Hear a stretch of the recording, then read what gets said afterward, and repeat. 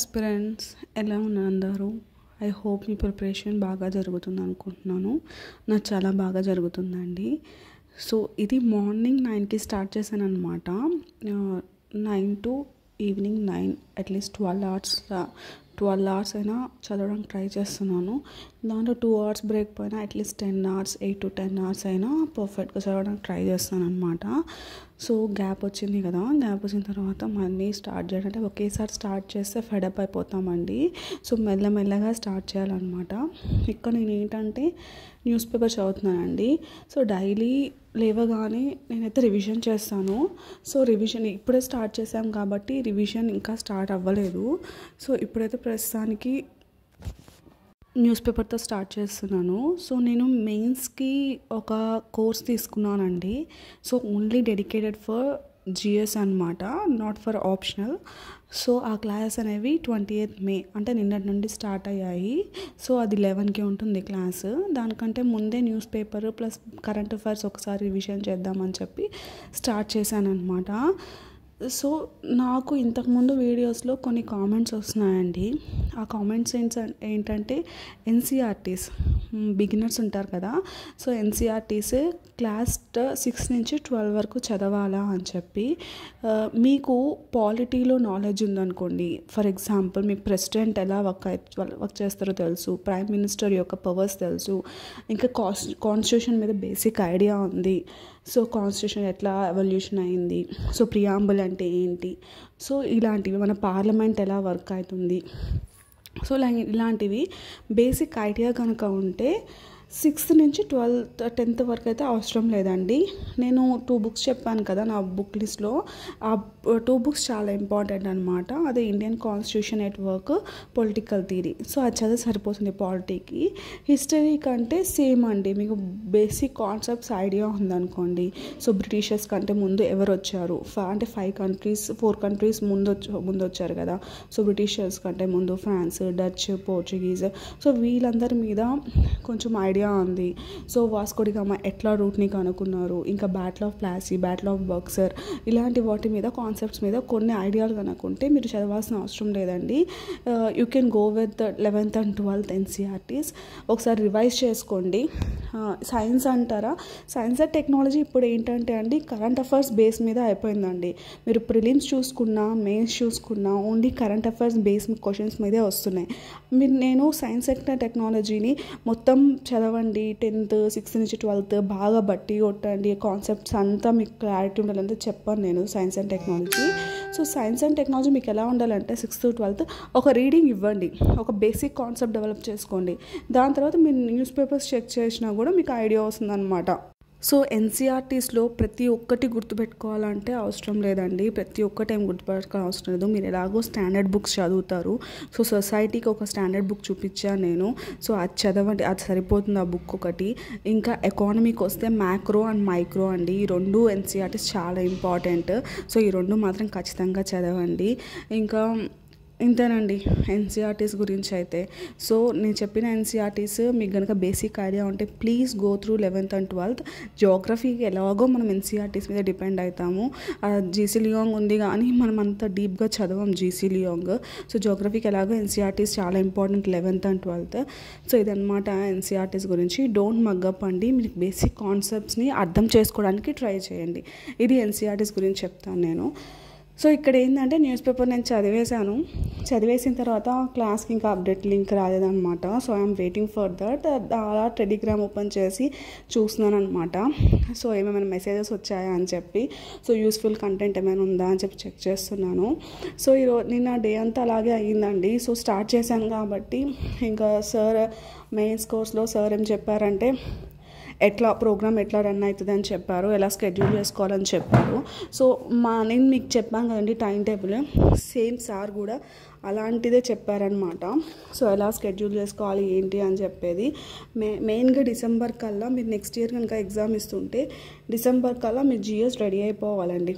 జనవరిలో ఫిబ్రవరిలో మీరు 2 hours మెయిన్స్కి డెడికేట్ చేసి రివిజన్ చేసుకున్నా పర్లేదు, కానీ డిసెంబర్ మీ దగ్గర ప్రతి ఒక్క టాపిక్కి నోట్స్ ఉండాలండి. So GS1, GS2, GS3, GS4 ప్రతి ఒక్క వర్డ్ ఇంపార్టెంట్ అనమాట. మీరు డోనర్స్ ఉంది కదా GS2లో అని చెప్పి సో వదిలేయకండి డోనర్స్ టాపిక్. ఖచ్చితంగా 3 years ఒకసారి 4 years ఒకసారి ఖచ్చితంగా క్వశ్చన్ అయితే అడుగుతారు. So please have notes on each and every topic అండి. It is very important. Art and culture చూసుకుంటే మీకు ఒక 90-100 pages నోట్స్ వస్తుంది. భయపడిపోవాకండి. ఓన్లీ ఆర్ట్ అండ్ కల్చర్కి 100 pages అని చెప్పి మీరు మళ్ళీ రివైజ్ చేస్తున్న కొద్దీ మీరు 1 pagerకి వచ్చేస్తారనమాట. ఫర్ ఎగ్జాంపుల్ మీరు ఫస్ట్ టైం చదివారు, మీకేం అర్థం కాలేదు. సో సెకండ్ టైం చదివారు, అప్పుడు మీకు కొంచెం అర్థం అని ట్రై చేస్తా అవుతుంది అనమాట. ఇంకా థర్డ్ టైం చదివేటప్పుడు మీకు పూర్తి క్లారిటీ వస్తుంది. సో మీరు 4th రివిజన్లో ఏం చేయాలంటే సో మీరు బుక్ మీరు అండర్లైన్ చేసుకుంటారు కదా థర్డ్ చదివినప్పుడు ఇది ఇంపార్టెంట్ అని చెప్పి. సో ఆ ఇంపార్టెంట్ టాపిక్స్ని రివైజ్ చేయండి, యాక్టివ్ రీకాల్ చేయండి. సో ఇలా చేస్తున్న కొద్దీ మీకు 1 pagerకి వచ్చేస్తుంది నోట్స్. సో మీరు ఆర్ట్ అండ్ కల్చర్కి ఒక 10 pagesకి వచ్చేస్తుంది. 90 pages నోట్స్ మీరు 10 pages ఖచ్చితంగా ఎండ్ ఆఫ్ ద డేకి వచ్చేస్తారు. సో అదే మీరు ప్రిలిమ్స్ అయిపోయిన తర్వాత మెయిన్స్ ఎగ్జామ్లో రివైజ్ చేస్తారనమాట. సో ఓన్లీ 81 days ఉందండి. ఒక 87 days వేసుకున్నా ఒక 6 days అటు ఇటు పోయినా ఓన్లీ 81 days ఉంది. సో ఇప్పుడు కనుక మీరు మెయిన్స్ కనుక నెగ్లెక్ట్ చేస్తే అది ప్రిలిమ్స్ అయ్యాక చేసుకుందాం అని ఆలోచిస్తే మాత్రం అవ్వదండి. Please complete mains till December. Completion అంటే ఏంటంటే మన దగ్గర నోట్స్ ప్రిపేర్ అయి పెట్టుకున్నామా, ప్రిలిమ్స్ అయిన తర్వాత మన నోట్స్ అంతా ఒకసారి చదువుకొని రివైజ్ చేస్తే అవ్వదండి 81 daysలో. మీరు ఆ ప్రిలిమ్స్ అయిపోయిన తర్వాత ఏం చేయాలంటే నోట్స్ రివైజ్ చేయడం, టెస్టులు రాయడం, నోట్స్ రివైజ్ చేయడం, టెస్టులు రాయడం ఇదే ఉండాలి. కానీ అప్పుడు మీరు ప్రిపేర్ చేసుకున్న నోట్స్ తీసుకొని చదువుకొని first iteration, second iteration, third time చదువుకొని మీరు వెళ్ళి ఎగ్జామ్ రాస్తానంటే అది అవ్వని పని అండి. మీరు చాలా డిసప్పాయింట్ అయిపోతారు. సో డిసెంబర్ లోపల అట్లీస్ట్ 4-5 times రివైజ్ చేసుకొని ప్రీవియస్ ఇయర్ క్వశ్చన్స్ ట్రై చేయండి రాయడం. ప్రీవియస్ ఇయర్ క్వశ్చన్స్ తీసుకొని వచ్చి మీరు చదివింది ఇంప్లిమెంట్ చేయండి ప్రీవియస్ ఇయర్ క్వశ్చన్స్ మీద. స్టార్టింగ్లో ఎవరు పర్ఫెక్ట్ ఆన్సర్స్ రాయలేరండి. సో ఫస్ట్ ర్యాంక్ వచ్చిన వాళ్ళు కూడా ఒక క్వశ్చన్తోనే రాయడం ట్రై చేస్తారు. ఒక క్వశ్చన్లోనే ప్యాటర్న్ సరిగ్గా రాయరు. So don't hesitate to write అనమాట. సో ఇప్పుడు సపోజ్ హిస్టరీ చదువుతున్నారు, హిస్టరీ అయిపోయిన తర్వాత మీకు రివిజన్ అయింది, ఒక 2-3 times రివిజన్ అయింది. ప్రీవియస్ ఇయర్ క్వశ్చన్స్ తీసుకోండి ఫస్ట్ టాపిక్ మీద. ఫర్ ఎగ్జాంపుల్ ఆర్ట్ అండ్ కల్చర్లో ఫస్ట్ టాపిక్ మీద క్వశ్చన్స్ తీసుకొని రాయడానికి ట్రై చేయండి. Previous year questions first time సరిగ్గా రాదు, మళ్ళీ ట్రై చేయండి. అలాగే ఆన్సర్ రైటింగ్ కూడా మెల్లగా డెవలప్ అవుతుంది అనమాట. సో ఇక్కడ నేను లెక్చర్ వింటున్నాను అనమాట. సో లెక్చర్ అయితే చాలా బాగుందండి. సో నేను ఏం కోర్స్ తీసుకున్నాను ఏంటి అనేది నేను ఒక 1 weekలో దాని గురించి రివ్యూ ఇస్తానండి. తప్పకుండా రివ్యూ ఇస్తాను. బికాస్ నేను ఇప్పుడే స్టార్ట్ చేశాను కాబట్టి ఆ ఇన్స్టిట్యూట్ని నేను ఇప్పుడే మీకు ఒక క్లాస్ విని 2 classes విని నేను ఇది బాగుందా బాగాలేదా అని జడ్జ్ చేయలేం కదా. సో అట్లీస్ట్ 7 to 10 days నేను క్లాసెస్ విని వాళ్ళ ఎఫెక్టివ్నెస్ ఎలా ఉంది, అసలు యూజ్ అవుతుందా లేదా అని మాత్రం చెప్పగలుగుతాను కదా. సో అందుకని చెప్పి నేను రివ్యూ ఇవ్వట్లేదు దీని గురించి.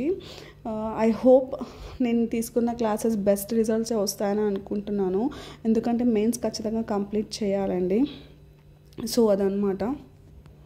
సో 12:30 కల్లా క్లాస్ కంప్లీట్ అయిపోయింది. మొత్తం 1.5 hour క్లాస్ అనమాట. చాలా బాగా అనిపించింది క్లాస్. సో మెయిన్స్ మీద కొంచెం క్లారిటీ వచ్చింది.